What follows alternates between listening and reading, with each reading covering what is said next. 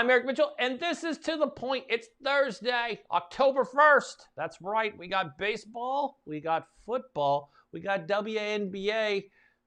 I hear hockey just finished. I don't know about the other sports, if there's other sports. We got Major League Soccer, too. That's still going on. Got to give love. One of our reoccurring co-hosts is a Major League Soccer player, so we don't dog Major League Soccer here. We don't. We just don't do that. No, hockey, we do, because he's a hockey fan, so he's not on today, so I can make fun of hockey. Anyways, we have a great show for you, talking about Week 3 recap, talking about the first week of Major League Baseball playoffs, the WNBA playoffs, of course, Week 3 in the NFL, talking about what's coming forward on Week 4. We had some amazing guests. We only have one amazing guest joining me on the panel today. It's my good buddy, a veteran United States Army, the wonderful Jeffrey Lodick will be joining me here to go over sports. We're going to have a great conversation. We've got some giveaways from our good friend Brandon Steiner that, due to technical issues, could not join our show today, but we have some amazing giveaways for you from Brandon because of it. So he'll be joining us next Thursday, as also Jeff Attila will be joining us next Thursday also. So that's our panel next week. This week, it's just Jeff Lodick and I. So you will enjoy this, I promise you. So that's what we have for you. Hopefully you guys have been enjoying sports. As we all know, this week started off with the news that players from the Tennessee Titans, 4 players from the Tennessee Titans, and 9 folks within their personnel that traveled with the team have come down and tested positive for COVID. So we are now, the NFL is now testing its COVID procedures. That's right, COVID-19 procedures in the NFL. Now, as we all know, that the NFL and Major League Baseball happen to be the only 2 teams that chose to do their regular season outside of a bubble. As we all know, Major League Baseball decided to go into a bubble for their playoffs because we saw the mess that was created. Now, we're all hoping that the NFL, this is an isolated incident. But again, we're going to wait till the investigation comes out and find out how this was able to happen with a league that is doing testing 6 days a week. The only day that the league is not testing is on game day. We saw the fines come out over a week ago. No fines this week. Over a week ago, we saw fines of just under $4 million by the NFL doled out to teams throughout the league for coaches violating the mask requirements. Before the games on Sunday, the NFL sent out a memo reminding teams and coaches to wear masks on the sideline. And if you were watching this weekend, one thing you saw was all the coaches doing a heck of a job keeping their masks on. That's right. That mask topic that usually pisses off anybody and everybody that wants to talk about sports. They have to wear masks. They don't have to wear them on the field. It's your choice, whatever you want to do, but they're doing a great job. So that's what we have there when it comes to that side of the house on the sports side of the world. But it's interesting with the NFL. It's going to be interesting to see how this plays out. As you know, today is Thursday. We have a game tonight, the Jets and the Broncos. Oh, yes, the Jets and the Broncos. At least we got through game 1 of the NBA Finals, so that is exciting. Obviously, the Lakers versus the Miami Heat, which, you know, is always a good series. It'll be interesting. It's LeBron on the Lakers, which are finally returning, and that amazing team in Miami. Now, here in Portland, we are following the Heat. Obviously, we hate the Lakers, because we're on the West Coast, and they're one of our biggest rivals. But on that team out of Miami, the wonderful Miami Heat team, their backup center, Myers Leonard, the man, the myth, the legend, Myers Leonard, used to be a Blazer, was actually traded for Hassan Whiteside in the offseason.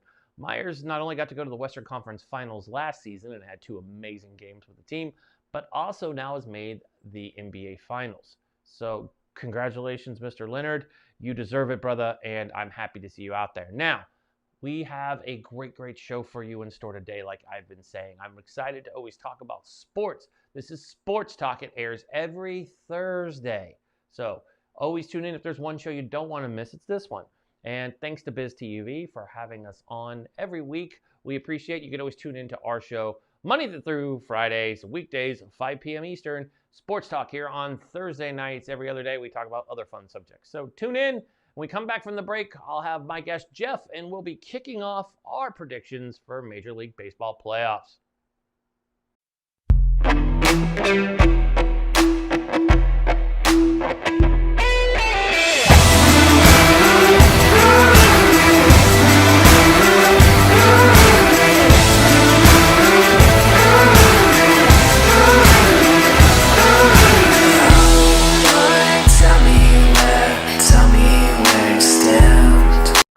Welcome to the Point. I'm your host, Eric Mitchell. It's Thursday. It's Sports Thursday, and a few things that you've probably heard of folks that were going to be at our show. One, Major League Soccer player Jeff Attila was supposed to be, of course, my co-host today, but it's his birthday, so he is off this week. We'll return next week. Also, Brandon Steiner, due to technical difficulties, because we work in a remote world, had some connection issues, but he was able to give us a cool code to go to his website and a few other giveaways, and he'll be back next Thursday. So that's what we have for you for that. Just I wanted to give that business up there, but I got my good buddy. I'm in the Marine, and then we got the Army guy here. Jeff Lodick is joining us today. Sports guru and insider. It's my guy. He's got an amazing podcast that they talk about fantasy football and like all sports, right? It's kind of plug away before we get started. Plug that shit, man. Go give that a plug. What do you do so the folks know, and then we'll plug Mr. Steiner's stuff. But you plug first. It's From the Couch Sports Talk Radio on Facebook. It's Facebook, and it's a Facebook group. Come on in there and play. It's my brother and I and a couple other guys. We just talk sports, mostly football on Thursday evening, 7 p.m. Eastern Standard Time. And on Tuesday nights, we talk Major League Baseball. Same location on Wednesdays. It is fantasy football. So, yeah, come on down. From the Couch Sports Talk Radio. Love it. Perfect. And the code, you can go to Brandon Steiner's website, the collectibles. You can head over there. He's got a promo going on for Major League Baseball right now. There's a lot of Yankee stuff on there. Check out Playoffs is the code. You get 10% off your order. If you go to his website, you can also grab his books. His books are free. He will ship them to you, and he'll sign them. So make sure you go check it out. If you're a sports person, entrepreneur, business person, it's definitely what you want to do. So shout out to Mr. Steiner. He'll be joining us next Thursday. Again, apologize if you were tuning in to catch Mr. Steiner or Jeff, the other Jeff. We have two. It would have been weird, two Jeffs today. But before we get into football, and I know you and I, football's our thing, but we also happen to be Yankee fans.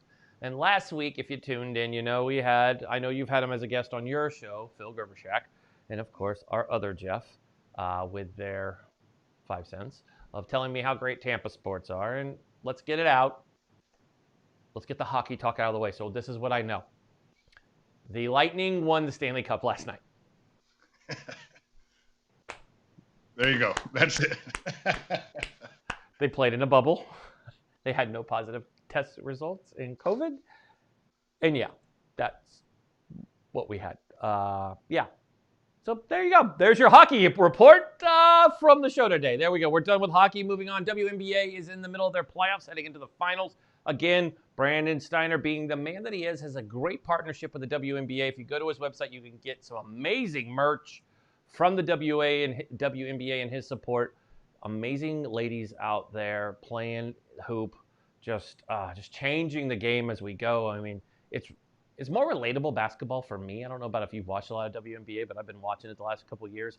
It's pretty cool to watch. They play like if you couldn't dunk, and I can't dunk. Yeah, I mean, and they can dunk. They play damn good. I mean, there's some talent out there. I mean, they got slick jumpers. I mean, some of their jumpers put up a lot of NBAers to shame because they actually use form and they don't flop. Right. Yeah, they don't flop. You hear that, NBA? Quit. Follow your sisters in the NBA. Quit flopping. It's embarrassing. You guys flop over everything. You don't even get touched. The WNBA, they get elbowed in the face. They still drive. They're like, it's like, the WNBA is like what hoop was in the early 90s. If you watch Jordan go face the Pistons, just getting beat up. That's why I like watch the WNBA. I got hooked because they foul each other. Like, if you fall to the ground with a busted up nose, it's because somebody hit you. Not this LeBron James, somebody sneezed on me, I fell down. Mm-hmm. I could go for a long rant on that. And you're right there in Florida, so you guys are kind of the epitome of all sports, have kind of rode through you.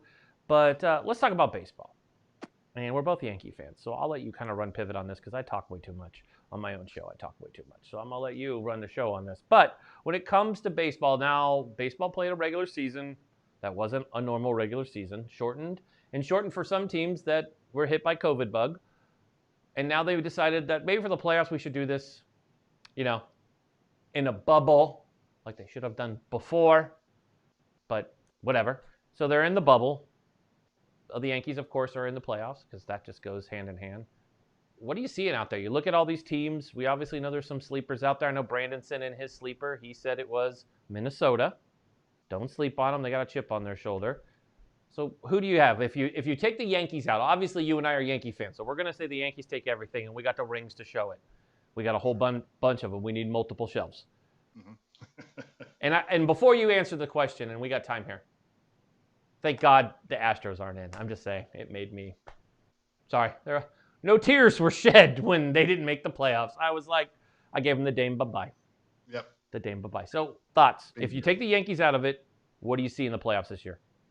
Well, one, I mean, I just want to throw out there, I loved the season at 60 games. I mean, I'm a 162 guy. I like I'm a purist as well, but I like the 162. But 60 games gave us so many teams to be competitive, right? And it was awesome. What I was really excited about is see some of these young teams that arrived early, if you will. The Blue Jays arrived early. The Reds are arriving early. These teams aren't thought about to be in. Oh, by the way, the Marlins arrived kind of early. So I say all that to say it's good for competition. Now in the playoffs, Yankees not being there, I still think I think the White Sox are a great team because they actually built it, and they're doing well, and they've had some good games up and coming. Their pitching staff has done great, but in the AL, I'm looking at the Rays to do some damage, but the White Sox are my team that I think can actually do some crazy things over there because they are good. In the National League, the Dodgers have to be the favorite, right? I mean, their pitching was great. The run differential was amazing. It's almost double the next best team, right? I think they're like 120 runs given anyway. But I look in the National League and I say the Padres. That's my sleeper team. I mean, they're only a few games behind the Dodgers, and it's amazing because what Dave Roberts hasn't been able to do, right? He hasn't been able to win a World Series, and they've had dominant teams for the past few years. The Dodgers being as dominant as they are right now, I still think that the Padres are the team, and the Braves, because their pitching staff is a little short. I was amazed to see how many people actually picked the Reds to beat the Braves in the first round, which is kind of nuts in my opinion because they have the star power with the bats, right? But their pitching staff is lacking. But I know there's a long answer to a short question, but the Padres are my team in the National League, and I think the White Sox, barring the Yankees not being. And I stand corrected, by the way. Just I've been corrected in my ear, and they're correct. The Astros did make the playoffs. They're playing the Twins. I'm just happy that they weren't winning is my point. Sorry, everyone. I need to clarify my comments. I just hate the Astros that much. I'm sorry. Somebody was actually banging on a garbage can. That's how I knew I was wrong. That's great. That's great. I thought you said the Red Sox, just so you know. I mean, just when you said it, I was like, yeah. They cheat too, so you're right. There was also that came on my Apple Watch. Sorry. Yeah. They're horrible. You should have given me a sign. All you should have done is gone. And then I would have known I was wrong. That's good. So who do you got, Eric? Who's your team out of the National League? I mean, or whoever. What are you looking at? I agree with you. This is going to kill my friends who are Dodger fans. I am not one. I've just never liked the Dodgers living in the San Francisco Bay Area. If we adopted a team, the Jai-Jais were our team. Always loved Buster Posey. Just love that team's kind of get up and go. Hunter Pence, who just retired. You got to give some love to them. My sleeper team out of the NL, I'm going to give mad love to the San Diego team. They get all that hate for hitting grand slams. They're young. They're pissed. They're not respected. When you play in Southern California, it's always the Dodgers and the Angels. Nobody even bothers to pay attention to now the only team in San Diego. And they're the best team in San Diego. They actually win. And they have a beautiful ballpark. Definitely deserve it. They're playing with a chip on their shoulder. They have speed. They have the bats. Pitching is coming. I think that's everybody, but a shortened season, like you, I agree. A shortened season is a good thing. It's interesting with the DH too. It kind of comes into play. Rotations come into play. At the end of the day, that's there. And if we take the Yankees out of it, why? I'm not going to, and don't crucify me, Mr. Steiner, if you're watching. I do not agree with you on the Twins being a sleeper. I just don't see that. If I'm going to pick a team that's going to do any damage out of there, the Rays still look pretty scary to me. Take the Yankees out of that running. But again, our team they're impressive, but I'm going to say this, and you guys may laugh. The A's. The A's are like the Padres. Disrespected. No matter how well they do. They go to the playoffs more than their neighbor across the bay does, but people still talked about the Giants. The Giants could still make it. The Giants. And I'm like, the A's are pretty darn good. There's a team on the lowest budget. they've always been the victim of anything that the Yankees have been part of. Derek Jeter, I think, they say that they're allergic to him there. So that's kind of what I have for baseball. I know we only have a minute left before we head into, we talk about football. But at the end of the day, Jeff, who do you have in the World Series? So I'm going to put the Yankees back in the playoffs. So if the Yankees can get hot, I pick the Yankees and the Dodgers, right? And I say that because those are the teams that should be. They're my opinion. But you know what? The Rays have the best bullpen. The Rays pitching staff with the top three, they're there. So what I'd like to see is the Yankees and Dodgers to bring back the old Brooklyn idea. But I pick the Rays and the Padres. That's my World Series is the Rays and the Padres, unfortunately. I have the Yankees. I'm going with the Yankees from the AL. And we do agree on one thing. We both have the Padres. You're right. It should be the Rays versus the Dodgers. It's not going to. Those teams are going to get cocky. And that's the thing about these big teams. They're going to get cocky. You saw the Dodgers get cocky versus the Sox. I don't apologize for calling you that, Boston. Not at all. Sorry. Nope. Wrong show. If you're looking for an apology, you're not going to find it on this one. So, yeah. So that's what we have for our picks. Stay tuned till after the break, and we'll be covering Week 3 in the NFL and our picks for Week 4. Stay tuned.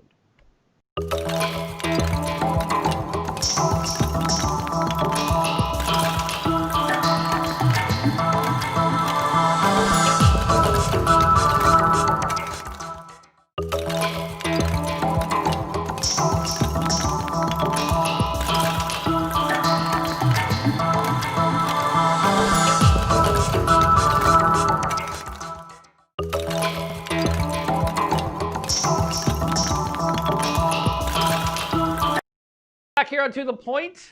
Brandon Steiner, thanks for joining us, bud. And of course, I got my good bud here, and you're going to see Jeff regularly. He doesn't know it, but we're going to make him a regular here just because he didn't get to talk with Brandon the last time, so we're going to bring him back. But Jeff, I see behind you a throw pillow. That would be the Buffalo Bills.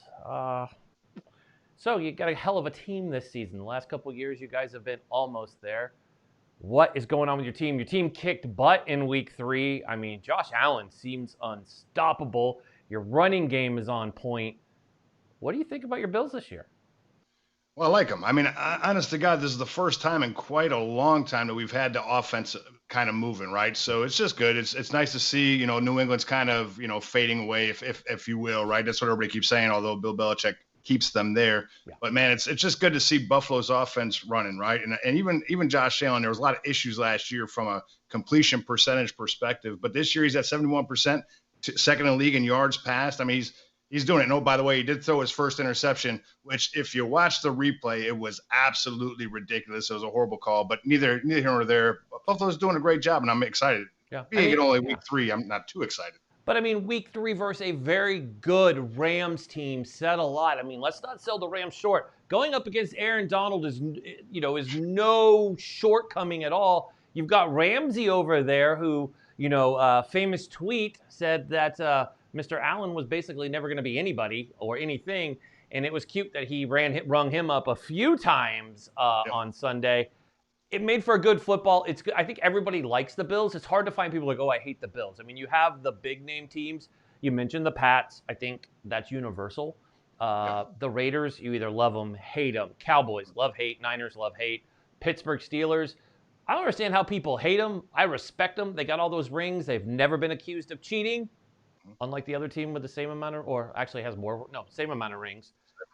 Yeah, the other team, and that their quarterback left. So, I mean, you guys have a heck of a team, so it is exciting to see. I'm sure when we have you back on, we'll be talking more about these Bills. I see you guys going to the playoffs. I think that is, number one, the Jets are the Jets. You never really have to worry about them. They start off every season the same way. The doormat of the AFC East. We could get the Dolphins. I mean, the Dolphins they're like one rung above the Jets. They still haven't figured it out. The QB debacle that they're running down there. And then there's you guys. And you guys really, do a great job. You do have New England, but New England is breakable. They're not as scary as a lot of other teams in this league. You've seen that. And they've run through a tough gauntlet. Having to face that Seahawks team that we're going to get to has just been amazing. I mean, we'll get to Russ Wilson. He's on my fantasy team. that dude. Talk about a That'll guy. be the MVP consideration right now, Oh, right? already. I mean, just hand it to him. I mean, but we say that, and then we look at Monday Night Football last night. Patrick Mahomes, or as Lamar Jackson calls him, the kryptonite to the Ravens. Right. I mean, just a fabulous game last night. But I mean, kind of go through some of these games that we're talking about. Last Thursday, we of course had the Dolphins. Speaking of the Dolphins, the Battle of Florida. They showed up and beat a Jaguar team that I was really shocked about them beating. The Steeler game, or otherwise known as the Watt game, or the Watt Bowl, with the Watt brothers versus each other. I'm telling you, everybody talked about the Texans. They're 0-3, and 0-3 in the NFL, it's a scary place to be. And that Steeler team we were talking about, 3-0. I mean, and they're only getting better, by the way. The Steelers are electric on defense, and they're only getting better. So having Ben back is a huge deal, and it's actually showing in the offense. So it's going to be an interesting season for them as well. So, and he was scrambling. Did you see him? I mean, that's a big boy. I'm like, dude, quit watching Cam. Quit. You're not Cam Newton. You don't move like Cam. You move like Big Ben. Like, yeah. Try not to do it so much, right? I was telling a good friend of mine.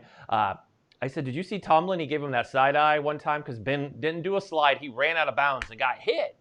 And Tomlin was like, what are you doing? So we had that game going. I'm just kind of running down. The strangest game was this Eagles game, which the Eagles are 0-3 and, we're going to get to it, won a tie game on Sunday between the Bengals that look really good. Joe Burrow, I know that they're 0-2-1, but that team, I think this is a rebuilding year for them anyways. Burrow is the truth. That kid looks good after 3 games. He's consistent. I still don't understand why the NFL has this tie. I don't understand. College football you can't finish in a tie.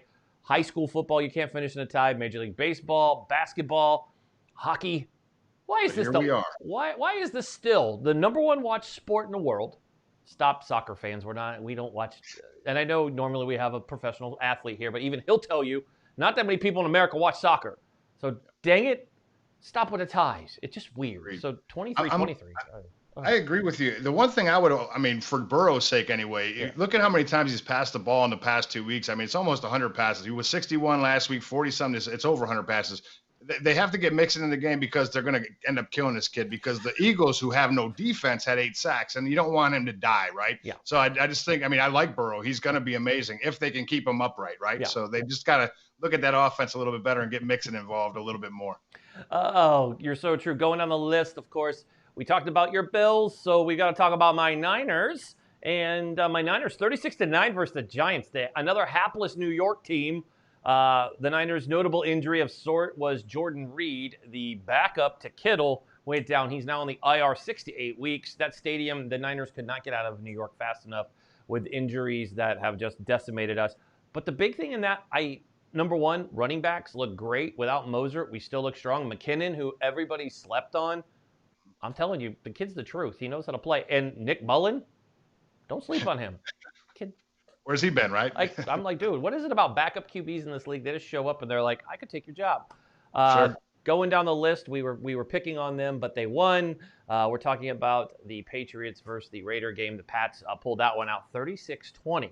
Now, before we go to break, we got a couple of minutes here, but before we go to that break, the next game we're going to talk about is big in the news this week. We're talking about the Viking-Titan game, which turned out to be a shootout.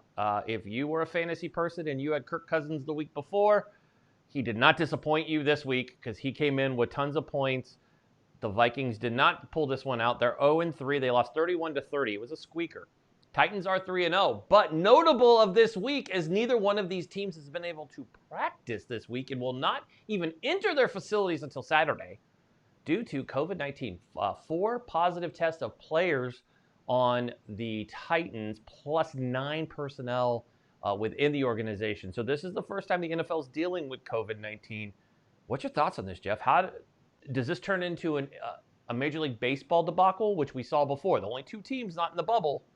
Here we go. We got 2 leagues not in the bubble. We've dealt with outbreaks.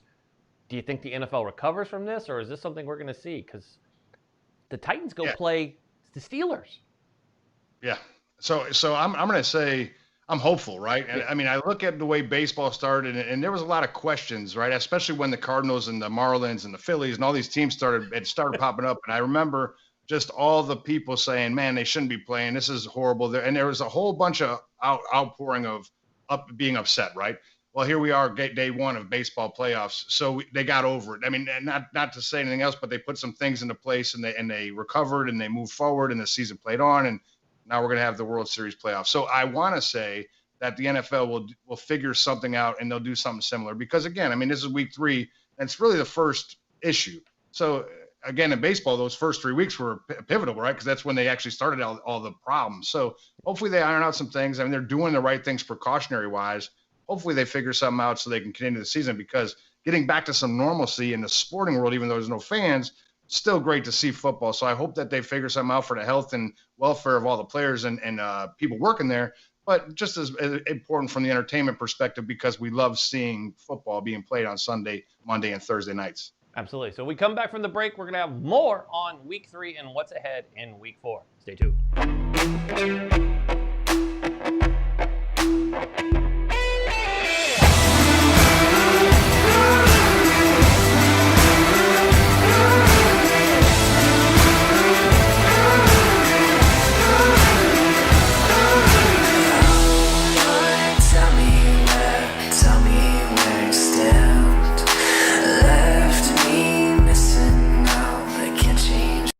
We are back, everybody, continuing our Week 3 recap of the NFL. At the beginning of the show, we talked about the WNBA playoffs. We talked about the NBA playoffs and, of course, Major League Baseball.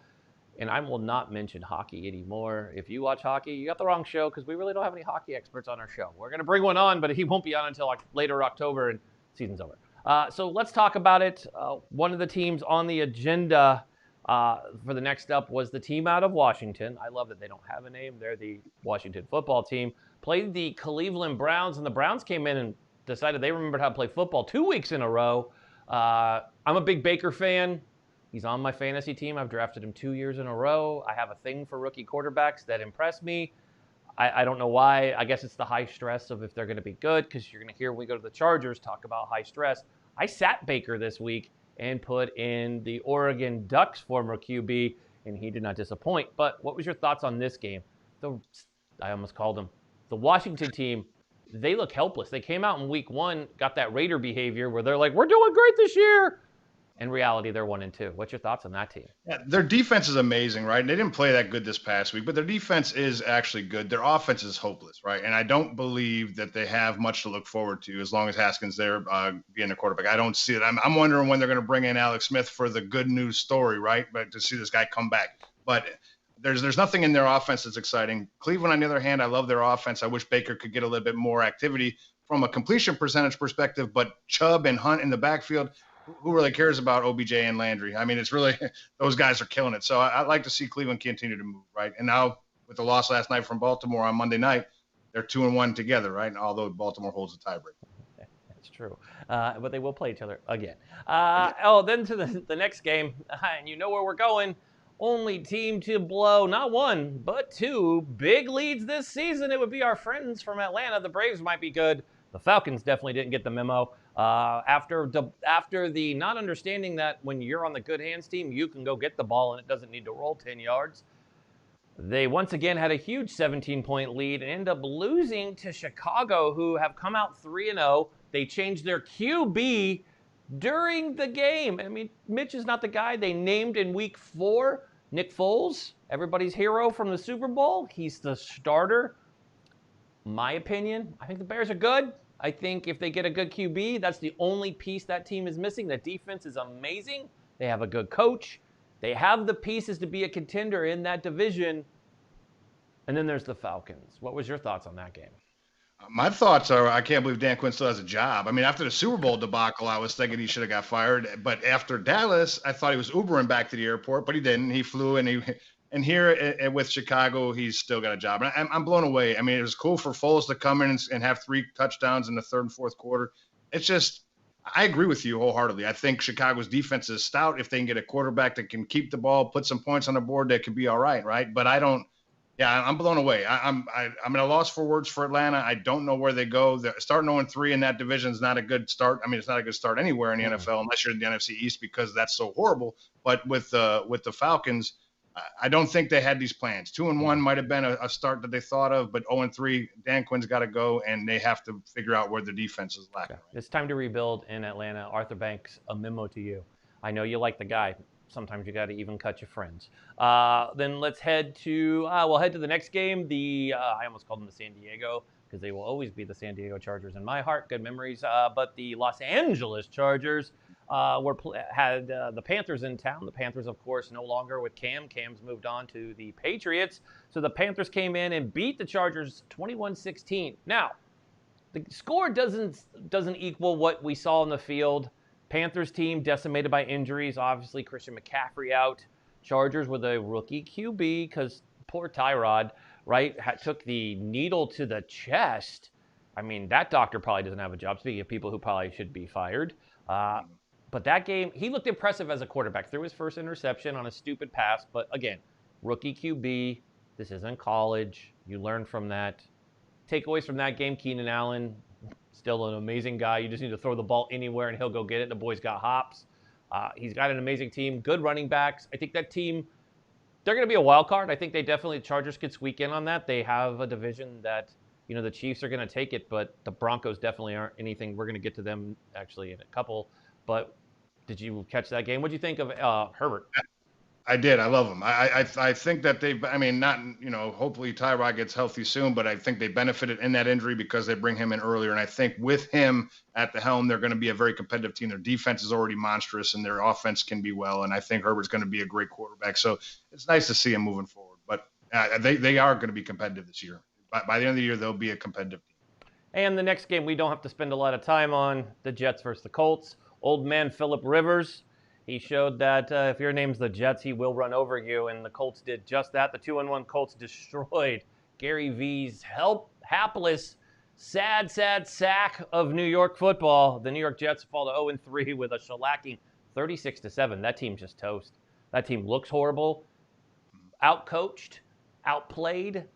I mean, they hyped this quarterback up. I'm not impressed by Darnold at all.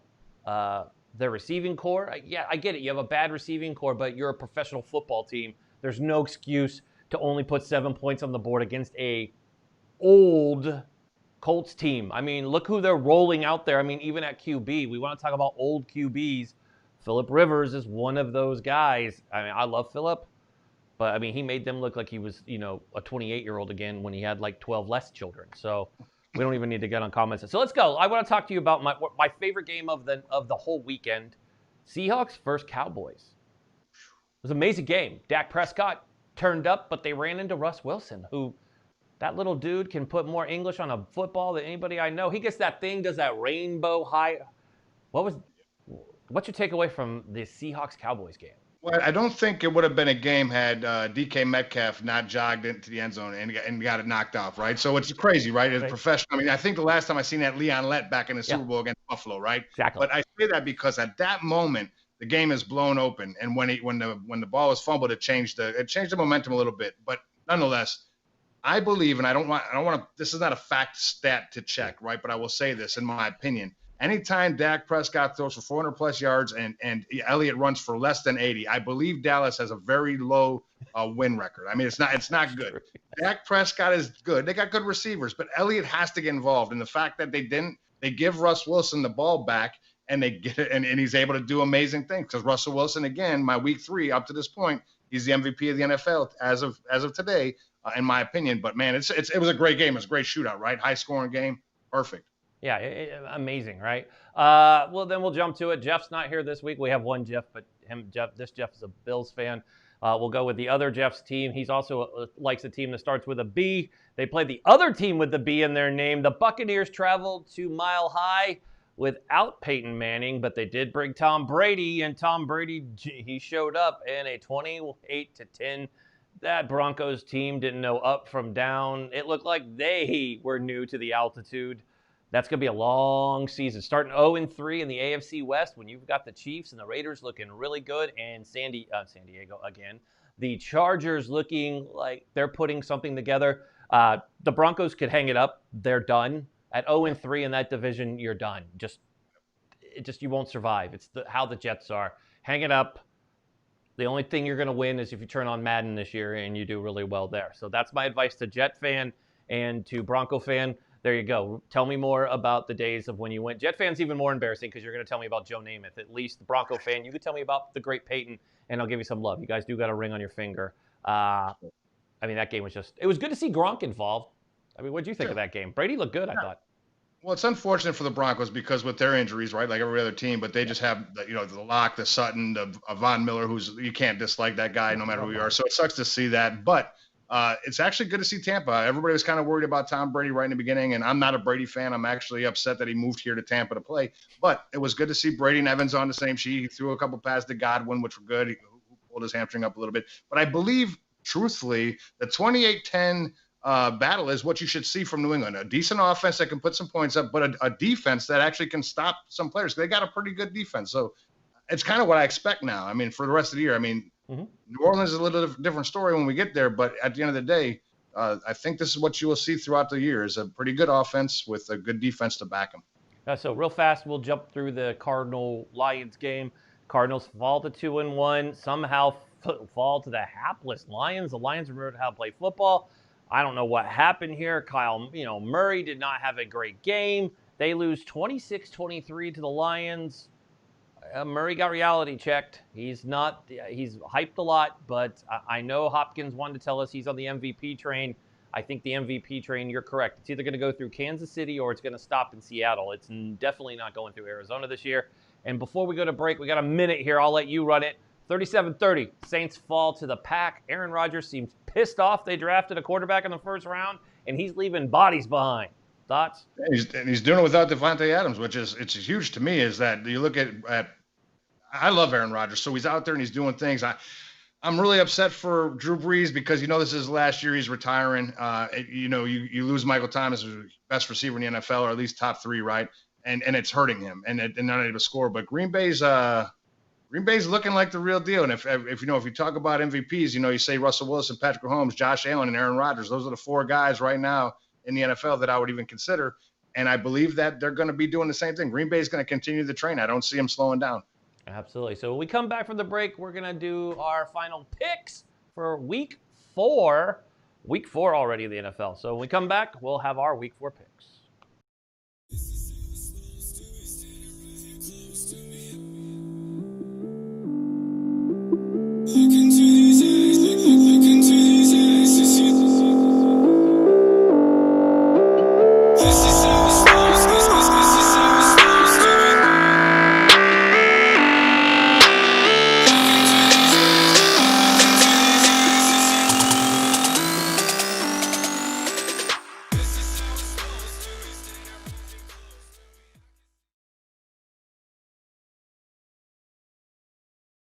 Are back to close out the show, so it's the end of the show, so that means every guest that comes in here sits in the hot seat, and we talk about their picks for the week in a big game. So, Jeff, we're going to pay some respect to your team. They're 3-0, look really, really good.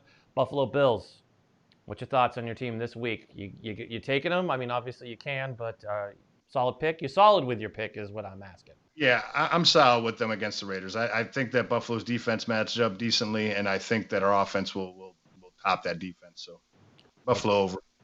So we'll do the host teams. So we'll do the Niners. I think the Niners they get to finally go home, which will be nice. Play on some grass, and we play the 0-2-1 Eagles.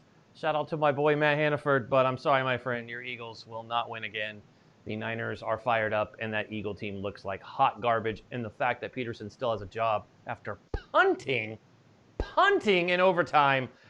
I'm like, bro, you play in the NFL. This isn't Pop Warner. I mean, have some huevos, brah. Everybody, even in Madden's like, dude, I'm throwing on 4th. I don't even care who punts. This isn't, I don't even know what league you punt in, but you don't punt. Notables, well, we have to make fun of the Thursday night game because the NFL obviously doesn't want us watching football on Thursday. Apparently we have other things to do. Please don't tell our spouses because then they'll know we don't really need to watch the Thursday night game because the Denver Broncos travel to play the helpless and hapless New York Jets. In that game, I don't know. I don't even know who wins. Somebody comes out with a win. I hope. You never know. They could end up tying each other. Who knows? Notables of notables. Let's talk while we have time here. The COVID games are big. You have the 3-0 Titans versus the Steelers. Now the Steelers get a full week of practice. The Titans, they train on their own. So they're doing tape and everything through Zoom calls. There's no walkthroughs, no anything. They don't walk back in their facility. I mean, thank God they're at least home for this, but they don't walk back in their facility till Saturday morning at the earliest.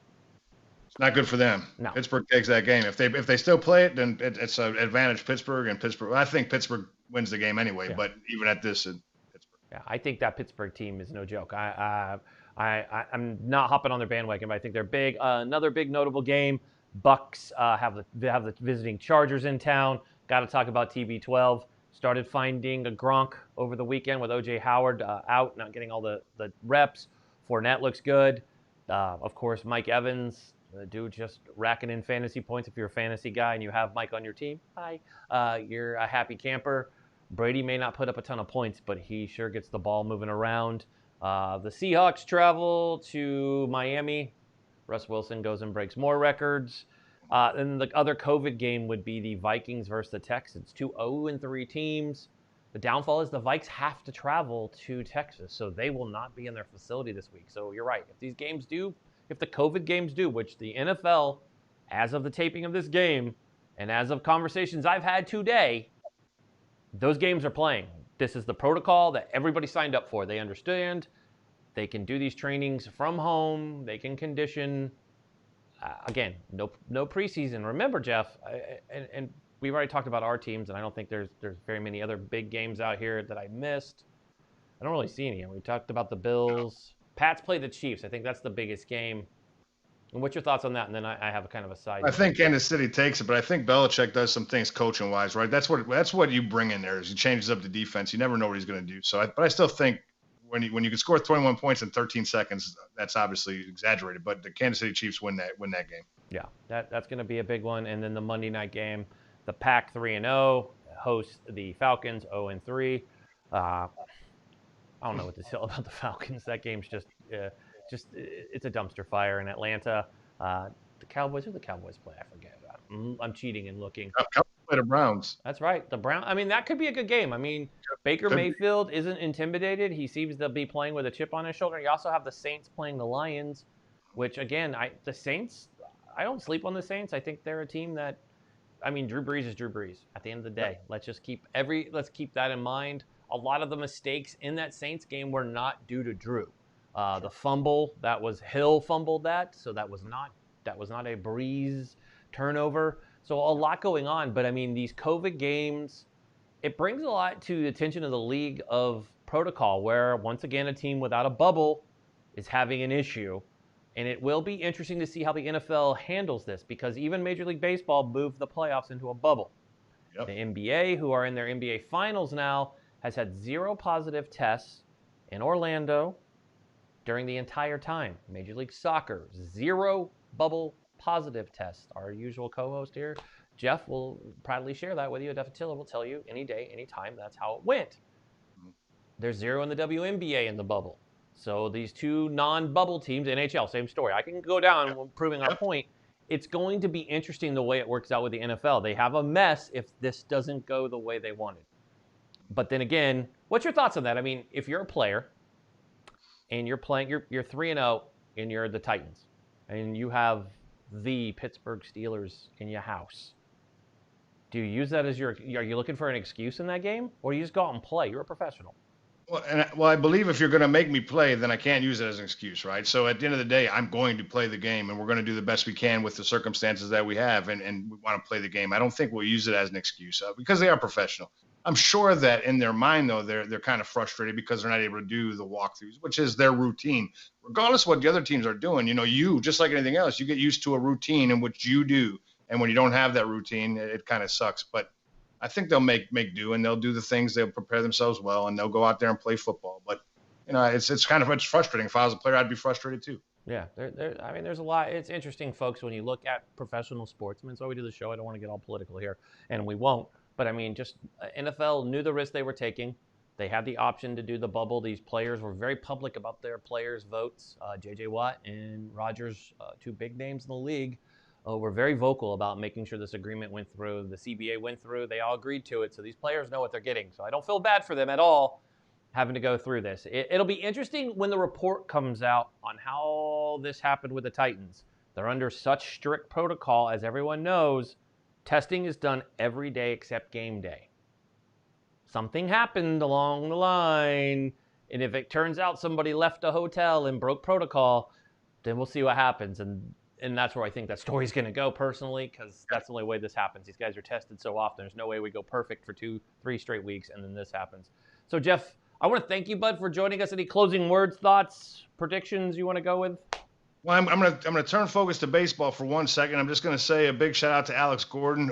In 2020, it's very difficult to find a guy who was born and bred inside an organization, and he spent his whole entire time with the Kansas City Royals with losing and losing and losing until they actually went to the World Series, lost, and went to the World Series and won. So he's leaving as a champion from a few years back. But what a great career! So big shout out to Alex Gordon, and hopefully he has the best of lives in retirement. That's all I have. But thanks so much. I appreciate you, brother. It's always good to see you. Heck yeah. So everybody else, stay tuned for our closing messages here. But it's been a great week 3 recap. And, of course, tune in every Thursday. We have awesome guests. You'll see a lot of these faces back. These are my go-to sports insiders. So stay tuned for my closing comments. We gon' talk about sports and the politics. You gon' hear what you've been needing, and then you're dismissed. Let's get to the point with Eric Mitchell. Let's get to the point. Sit and enjoy. This is Eric Mitchell. He the host of the show. Get to the point. He is the voice. We needed this, something more. This is a daily show that's known for politics and the sports. Ain't no limit to whoever you may see at this point. To celebrities, Eric he's beast in the joint. As a veteran, put him at ease, then anoint. Every conversation can never be disappointed. Whether tragic or it's happy, Eric will cover whatever's happening. Whether it be your gymnast, toe tapping, talking about nearly any athlete, not taking a back seat. You're never gonna get it past T. Everybody running from it, it's a stampede. But he's on it like this man who took that.